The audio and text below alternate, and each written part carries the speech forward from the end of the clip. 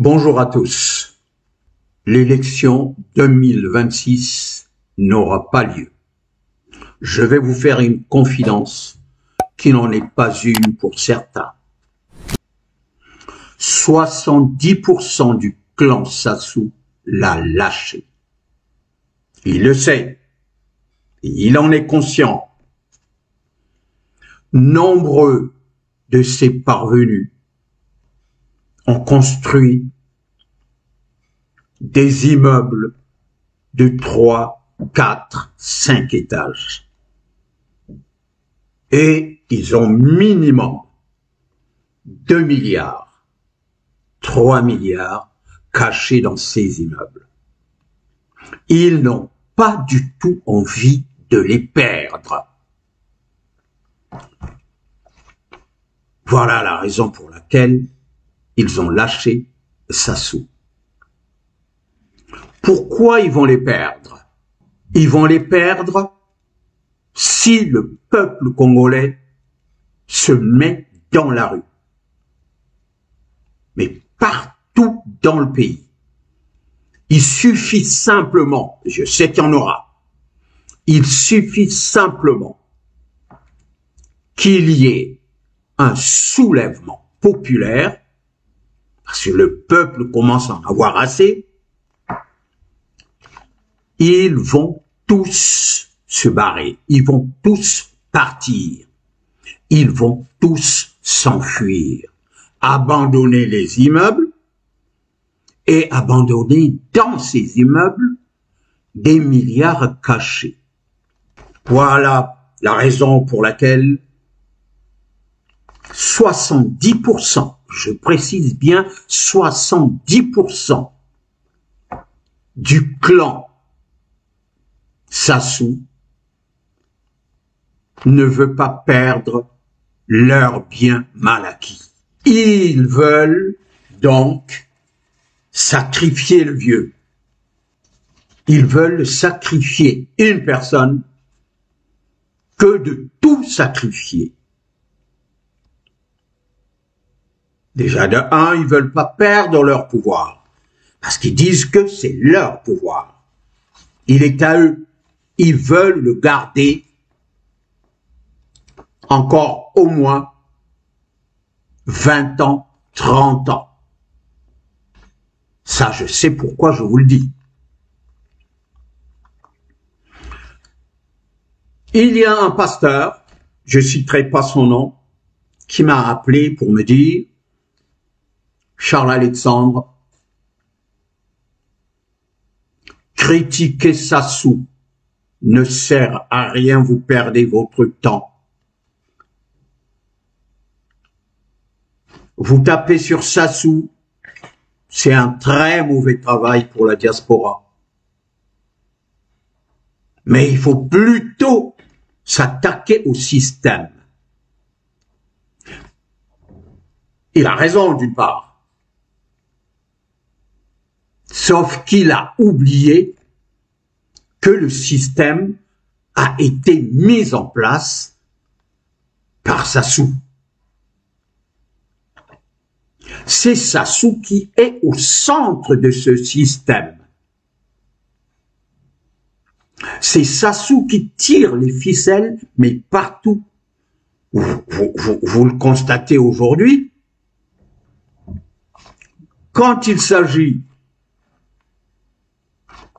de vendre les terres du Congo au Rwanda, son système n'a rien dit. Le PCT n'a rien dit. Quand il s'agit de vendre la SNE, le PCT n'a rien dit. Et là, j'apprends qu'un individu, une seule personne, en l'occurrence Ominga, il a vendu, il a acheté pour 1 milliard, alors qu'il n'a jamais travaillé de sa vie. Il a acheté pour 1 milliard toutes les terres tout autour d'Okoyo. Il a acheté tous les villages autour d'Okoyo. Est-ce que le PCT a dit quelque chose? Non. Je lui ai sorti tout ça comme argument. Il continuait à insister qu'il faut s'attaquer au système. Alors que le système, c'est qui? C'est Sassou lui-même, ses enfants et ses neveux. Ça soit compris que la fête est finie. Il a compris, il en est conscient, mais il est dans un cul-de-sac. Je vous l'ai déjà dit, je crois vous l'avoir déjà dit, il ne peut ni avancer, ni reculer. Il est dans un cul-de-sac. Sassou est quelqu'un qui a fait pire que Pinochet. J'espère que vous connaissez l'histoire de Pinochet.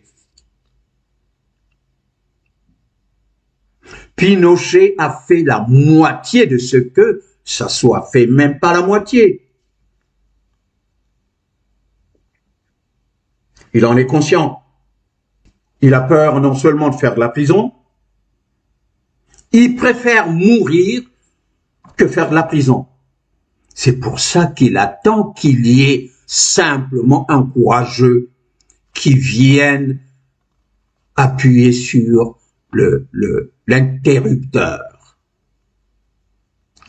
Il attend, et moi je peux vous garantir à 100% que Sassou attend un tireur d'élite.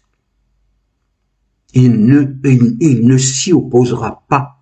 Il attend la mort. Là où il est, il n'a pas envie de partir du pouvoir. Parce que s'il part du pouvoir, quand on sait qu'il a Okombi en prison, qu'il a le général Mokoko en prison, alors qu'ils n'ont rien fait de méchant. Tout ce qu'ils ont fait, c'est se présenter à une élection présidentielle. Mais Sassou, avec les assassinats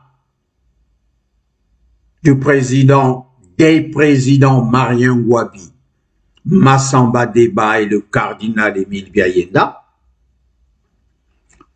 plus les crimes économiques et tout le désordre qu'il a foutu au Congo,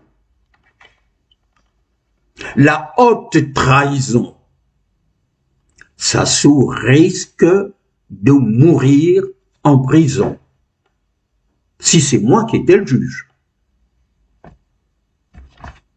Sassou, il ne veut pas aller en prison, il veut qu'on aille le cueillir en Pilar. Voilà le vrai problème de Sassou. Mais les membres du PCT doivent comprendre que M. Sassou est un imposteur, un sanguinaire qu'il faut écarter à tout prix. Si vous voulez sauver le pays, si vous voulez sauver votre fortune, mal acquis, il faut écarter M. Sassou. Il faut nécessairement le mettre hors d'état de nuire. Le 5 février 1979 est l'arrivée au pouvoir. Le coup d'État qu'il a mis à la tête du Congo. Les difficultés socio-économiques et financières des populations congolaises se sont accrues. À cause de sa mauvaise gouvernance, qui se traduit par l'incompétence, la gabegie financière, les crimes de sang, le tribalisme, le culte de la personnalité, l'impunité, le trucage électoral. le trucage des élections nous ont foutus dans une situation grave qui a fait qu'ils se maintiennent à la tête du pays. Plus de 40 ans de mauvaise politique financière, judiciaire et électorale. Il s'est installé une paupérisation extrême et exponentielle. Le Congo est le seul pays qui regarde l'émergence passer par la fenêtre. Tous les Congolais sont accrochés aux fenêtres et ils voient l'émergence passer. Pendant que le Mali, le Burkina Faso, le Niger sont en train de prendre des dispositions, des mesures de bonne gouvernance pour faire avancer le pays. Le Congo ne fait que reculer. Alors que le Mali, le Burkina Faso et le Niger étaient considérés, quand on était encore gamin, on a appris ça à l'école primaire, que le Sénégal était l'un des pays les plus pauvres et ne produisait que de l'arachide. Le Mali ne produisait que du coton. Le Burkina Faso, rien du tout. Le Niger était dans le sable, dans le désert. Mais aujourd'hui, le Sénégal est un pays pétrolier et le Sénégal est en train de se développer à une vitesse grand V. Et les cadres du PCT continuent à soutenir Monsieur Sassou.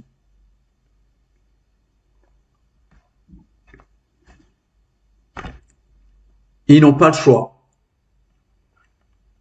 Parce que les meilleurs cadres du Congo, quand ils sont nommés au gouvernement, il leur est imposé de faire allégeance à l'incompétence.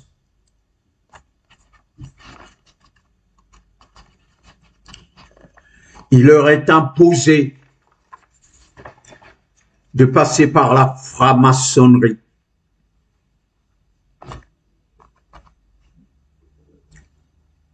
Et la franc-maçonnerie leur impose une certaine politique publique, financière et sociétale.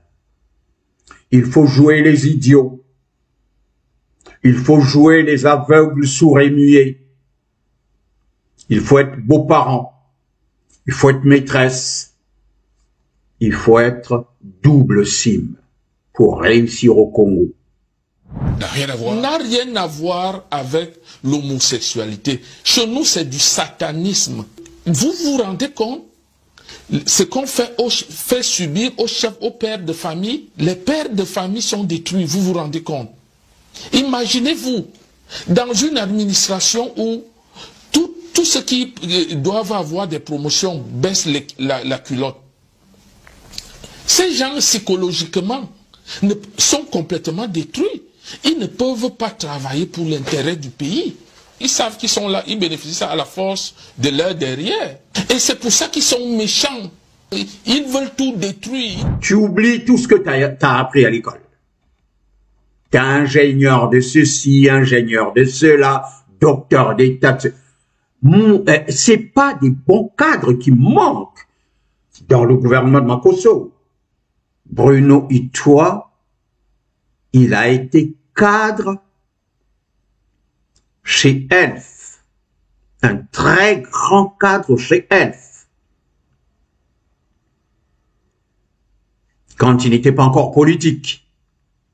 Mais dès qu'il a atterri dans le système, ben, il est devenu idiot. Il fait comme tout le monde. Béni oui, oui. Voilà. Je l'insulte pas, idiot. Idiot, c'est un système qu'on leur a imposé. Il faut être idiot, sinon tu manges pas. Il faut être aveugle, sourd et muet. Tu n'as rien vu. Tu as perdu ta parole. Et qu'est-ce qu'on sert aux populations? Des beaux discours, des slogans, des promesses et des chicottes.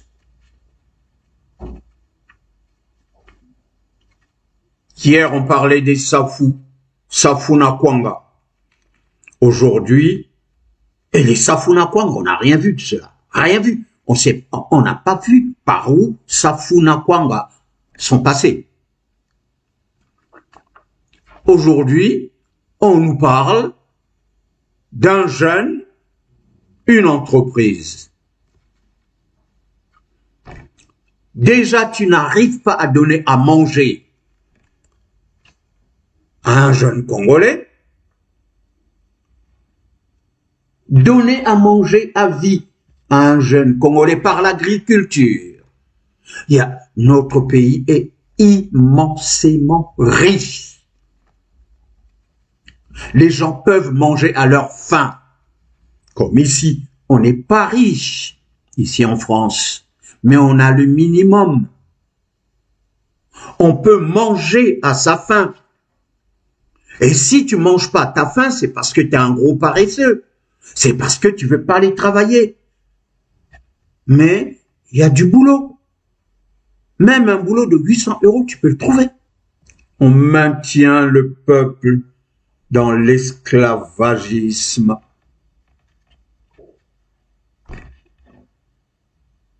Comme si le Congo était un pays, mais hyper pauvre. Au fond, c'est bien le contraire. C'est bien le contraire.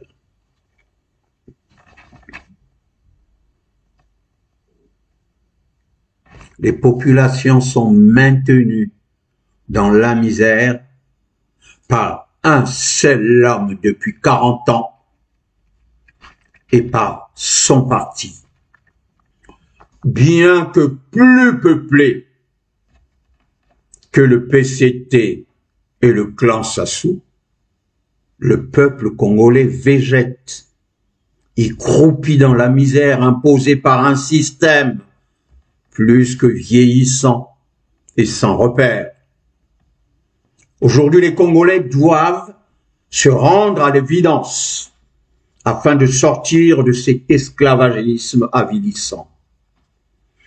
L'absence des droits primaires de premier ordre, les aliments, l'eau, l'électricité, les soins médicaux, ça peut pas manquer dans un pays comme le Congo. Le Congo était pauvre quand on nous soignait gratuitement. Le Congo était pauvre quand on nous donnait les cahiers, tout ce qui était matériel scolaire, c'était gratuit. Quand j'étais à l'école primaire, je n'avais jamais acheté un cahier, un stylo, non. Mais le Congo n'avait pas de pétrole. Comment ça se fait et comment vous pouvez nous expliquer ça? C'est triste. Notre pays est en train de couler. Il faut nécessairement se lever. Tous les signaux sont rouges, mais rouges vifs. Tous les signaux sont rouges. Ces signaux doivent pousser la jeunesse dans la rue. Il faut déclencher une révolution très efficace, un peu à la manière des 3 glorieuses journées sous le président Massamba Deba.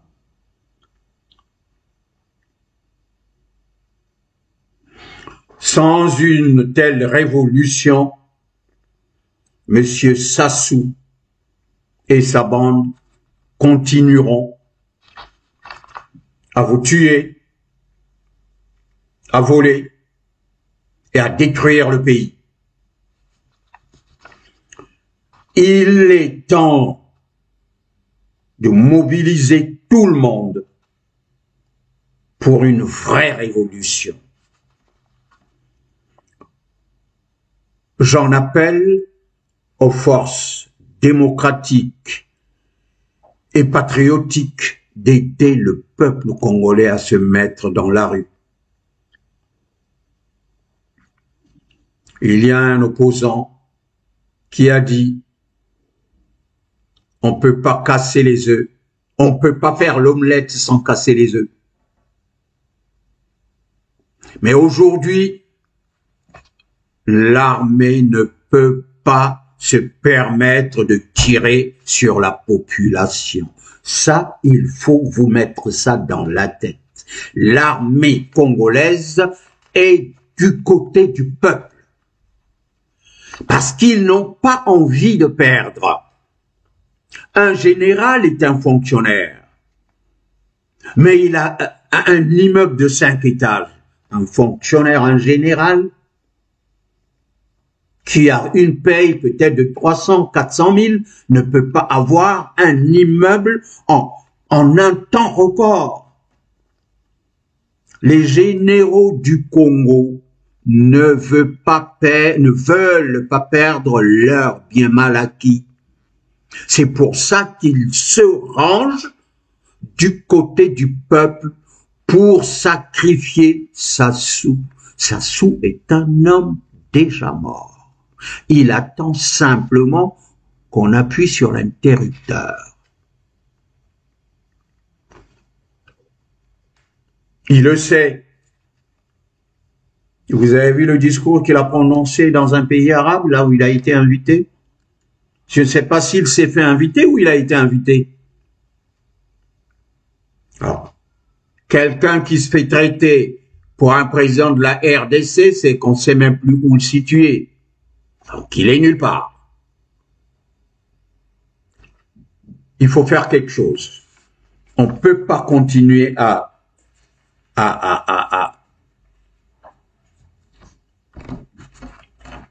Surtout 2026, je vous promets qu'il ne va pas se présenter. On ne lui permettra pas d'aller en 2026. Où se prend une prune, où il abandonne de lui-même. Mais la deuxième hypothèse est plus difficile. Abandonner de lui-même, il ne peut pas. Les populations du Nord, nos frères d'Oyo,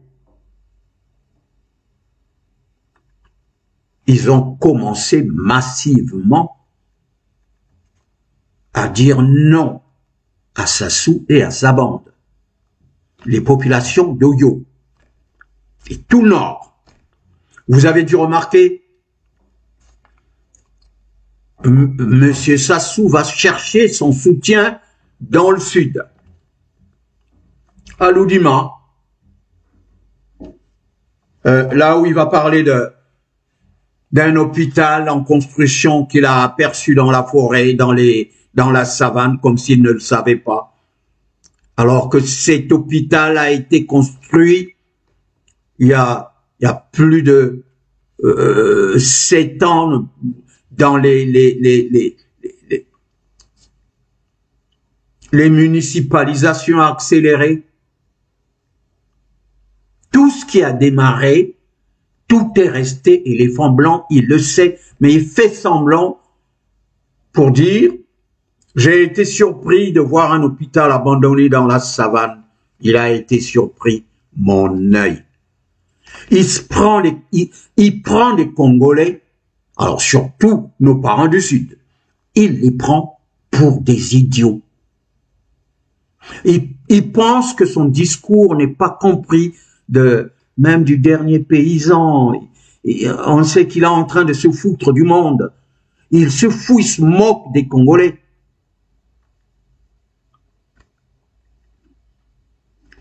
En passant, il a aperçu un hôpital en construction dans la savane. L'homme papillonne et va chercher du soutien dans le sud du Congo.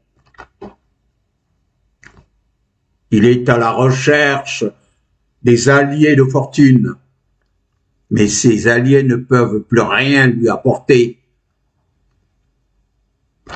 Tu vas faire confiance à Tchati Mabiala? Un vendu comme Tchati Mabiala qui vaut rien du tout. Même à l'UPADS, on n'en veut plus. Certains courtisans traditionnels, ça fait longtemps qu'ils sont là. Mais ils ont compris que les carottes sont cuites. Ils ont compris que la fin est proche. Ils se rapprochent de la diaspora et de l'opposition, mais en catimini. Ils ne se montrent pas, de peur d'être punis par le vieux sanguinaire. Ils veulent pas se mouiller, mais les carottes sont bien cuites. Il manque que des gens courageux. Pourquoi on le lâche? Vous avez vu que les salaires aujourd'hui sont payés au trésor public.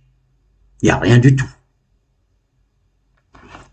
Pour payer les salaires, il faut qu'ils aillent chercher de temps en temps, à la fin de chaque mois, il faut qu'ils aillent soutirer dans ce qu'ils ont caché.